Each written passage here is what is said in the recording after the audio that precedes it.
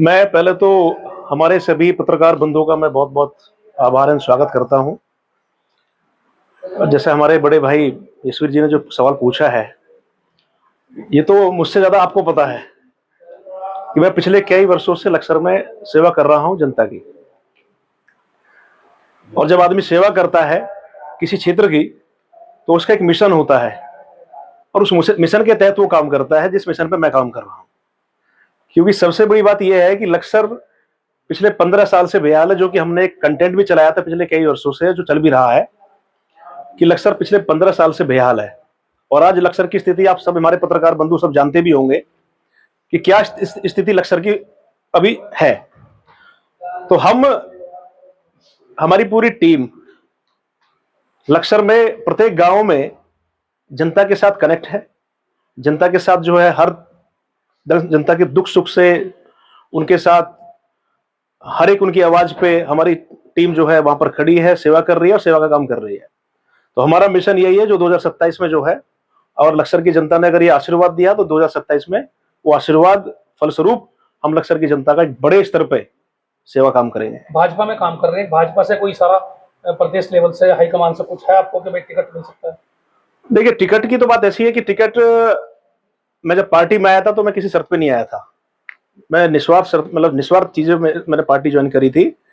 और अगर पार्टी मुझे मौका देगी, भारतीय जनता पार्टी, क्योंकि मैं कार्यकर्ता हूं भारतीय जनता पार्टी का सदस्य हूं, अगर मुझे पार्टी मौका देगी तो मैं अवश्य भाजपा के टिकट पे चुनाव लड़ूंगा, अगर मुझे पार्टी मौका देगी तो।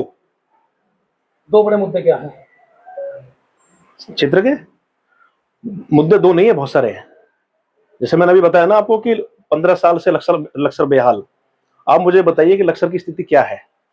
आप किसी भी आप गांव में चले जाइए, किसी भी कस्बे में चले जाइए, लक्सर विधानसभा के अंदर रोड वहां नहीं है, बिजली की स्थिति वहां देखो आप, पानी की व्यवस्था वहां खराब है, जनता त्रस्त है, जनता बेहाल लक्सर की, ये सबको मालूम है।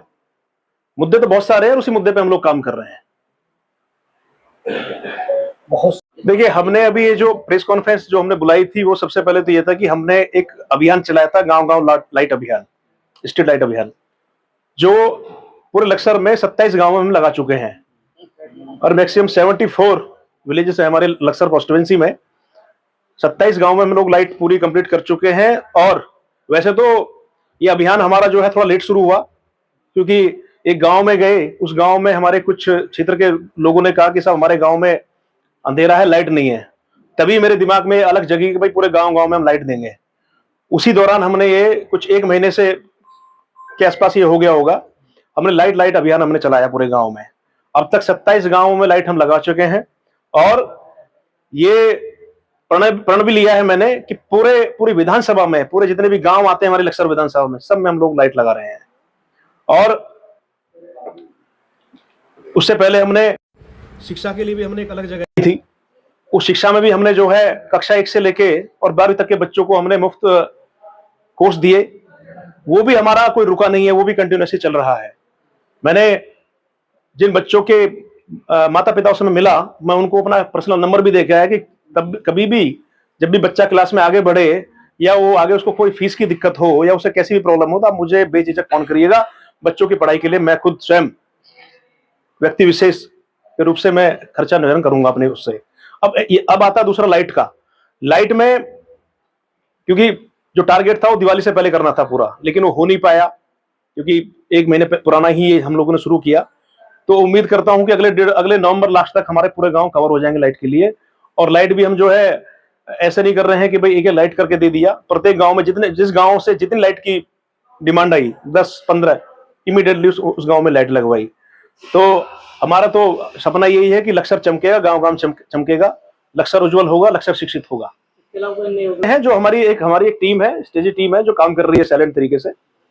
वो काफी चीजें भी मैं बहुत जल्दी 10 नवंबर के बाद मैं एक एम्बुलेंस भी मैं लक्सर में दे रहा हूँ, जो निस्वार्थ सेवा और एकदम फ्री ऑफ कॉस्ट होगी, सिर्फ लक्सर के लोगों के लिए। क्योंकि लक्सर में अक्सर देखा है मैंने कि हमारे यहाँ पर कोई इमरजेंसी के लिए कोई ऐसी योजना नहीं है, ना सरकार की तरफ से, ना नगर पालिका की तरफ से, ना खैर विधायक की तो छोड़ दो आप, कि अगर कोई आदमी लक्सर में कोई बीमार पड़ जाए तो अगर उसको इमीडिएटली अगर एम्बुलेंस की जरूरत पड़ जाए तो कम से कम 5,000-6,000 रुपए में एम्बुलेंस जाती है। तो एक गरीब आदमी उसको अफोर्ड नहीं कर सकता। तो हमने, क्योंकि उसकी भी हमारे पास बहुत ज्यादा लिखित में एक डिमांड थी कि कैसी कुछ व्यवस्था करी जाए, तो हमने एक ऐसी व्यवस्था हम 10 नवंबर को कर रहे हैं कि हम एक यहाँ पर एम्बुलेंस की व्यवस्था करेंगे जो कि सिर्फ लक्सर वासियों के लिए होगी, निस्वार्थ होगी। अनेकों काम है यहाँ पर, सड़क यहाँ नहीं है, पानी की व्यवस्था यहाँ नहीं है, स्कूल सरकार यहाँ ठीक से नहीं है, स्वास्थ्य विभाग की जितनी भी एक चाहे अस्पताल लगा लो, चाहे इमरजेंसी कुछ भी लगा लो, वो यहाँ नहीं है। मतलब ऐसी कौन सी व्यवस्था है जो यहाँ नहीं है? आप, मैं बता रहा हूँ आपको, आपके चैनल के माध्यम से कह रहा हूँ कि डिस्ट्रिक्ट हरिद्वार में लक्सर विधानसभा पिछड़ी हुई है। लक्सर विधानसभा में कुछ भी नहीं है। यहाँ नेता आते हैं बरसात की तरह और चले जाते हैं सूखे की तरह। तो यहाँ की स्थिति ये है।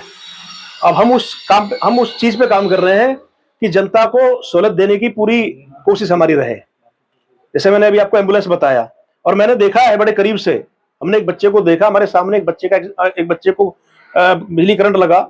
अगर उसको 30-35 मिनट के अंदर उसको अगर एम्बुलेंस मिल जाती तो बच्चा जो है आज जीवित होता हमारे बीच में। तो ये बहुत छोटी छोटी बेसिक चीजें हैं जो लक्सर के अंदर नहीं है। गांव के बीच में बड़े नेता हैं वो। अच्छा, देखो मेरे समाज के हैं वो, मुझे भी किसी ने भेजी थी वो, उनकी बुद्धि उनके पास है। अब मैं अगर अपने समाज के खिलाफ अगर मैं मीडिया के माध्यम से अगर मैं उनकी बातें खोलूंगा तो बहुत सारी बातें हैं जो शायद मीडिया में देने लायक नहीं है। तो उनकी बुद्धि उनके साथ है, और वैसे भी सब जानते हैं उनको, हम छोटे से आदमी हैं तो उनकी बराबरी तो कर नहीं सकते, लेकिन उनका जो कल्चर है वो उनके साथ है, हमारा कल्चर हमारे साथ है। हमारे माँ बाप ने ये नहीं सिखाया कि हम किसी को उल्टा जवाब दें। और रही बात भड़ाना जी की, भड़ाना जी को पूरा गुजर समाज जानता है, पूरा समाज उनको जानता है, और मीरापुर भी जानती है उनको, मीरापुर विधानसभा जानता है अच्छे से उनको कि भाई उनके काम क्या थे क्या नहीं थे। पहले एक बार वहां मीरापुर भी चले जाए, वहां भी एक बार झांक ले कि आपने वहां क्या किया। अब मैं कुछ टिप्पणी करूंगा तो वो मेरे समाज के प्रति वो चीज गलत जाएगी। तो मेरे संस्कार, मेरे माँ बाप ने संस्कार नहीं दिए कि मेरे पास बहुत सारी चीजें हैं भड़ाना जी के लिए, बहुत सारी गिफ्ट हैं, मैं अगर अब खोल दूंगा तो हंगामा मच जाएगा। लेकिन मैं अपने आप को चुप रखूंगा, क्योंकि हमारे बड़ों ने हमें संस्कार नहीं दिए कि अगर कोई समाज का हमसे उम्र में 20 साल बड़ा है, 30 साल बड़ा है, अगर वो हमारे खिलाफ बेवजह की अगर उल्टी सीधी टिप्पणी कर रहा है तो तुम भी उसके तरह ही तुम भी बन जाओ कि तुम इसके तरह उल्टा सीधा बोलो। तो वो हमें इस तरह का ये शिक्षा हमें हमारे माँ बाप ने नहीं दी। भड़ाना जी के लिए मेरे पास बहुत कुछ है बोलने के लिए, विद एविडेंस बहुत कुछ है। मैं जितना भड़ाना जी को जानता हूँ शायद हरिद्वार डिस्ट्रिक्ट में कोई जानता भी नहीं होगा, जितना करीब से मैं जानता हूँ भड़ाना जी को। भड़ाना जी को, दोनों भड़ाना जी को, अवतार जी हो या करतार जी हो, उन दोनों को हरिद्वार की दिशा और दशा दिखाने वाले हमारे स्वर्गीय हमारे पिताजी डीपी खारी जी थे। इन्हें यही नहीं मालूम था कि हरिद्वार का रास्ता कहाँ है। इनको एज ए राजनीतिक तरीके से इनको हरिद्वार लाने वाले मेरे पिताजी थे।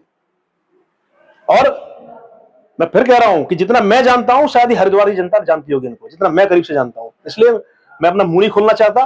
वो बड़े हैं, वो जो बोल के गए वो भी मेरे लिए आशीर्वाद है। तो मैं अपना मुंह खराब नहीं करना चाहूंगा। चुनाव लड़ना है, चुनाव लड़े, लोकतांत्रिक सिस्टम, सबका अधिकार है, लेकिन एक मर्यादा होनी चाहिए भाषा के अंदर। आप सांसद भी रहे हो, आप एमएलए भी रहे हो, आप मंत्री भी रहे हो, लेकिन आप अगर मर्यादा में रह के बात करेंगे तो उससे बढ़िया कुछ नहीं है। अगर आप जैसा एजेड आदमी अगर मर्यादा होके बात करे तो मुझे लगता है this is not good politician.